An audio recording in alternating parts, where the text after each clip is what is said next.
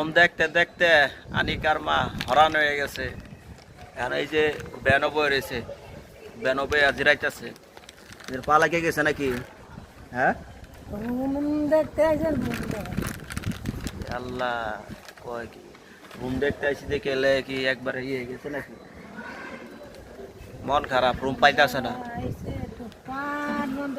পান খাইব, পান খাওয়ার দরকার নাই, পান দোয়ান না থাকে পান বানাই দিব। অনেকে যেন মজা খাইতেছে, মজা খাও, তোমার একটা দে দে দে। হুম হুম, দাও দাও। এই তো আনিকার মাও চিপস খাইতেছে, চিপস খায়, কি মজা। হ্যাঁ মজা করে খাও।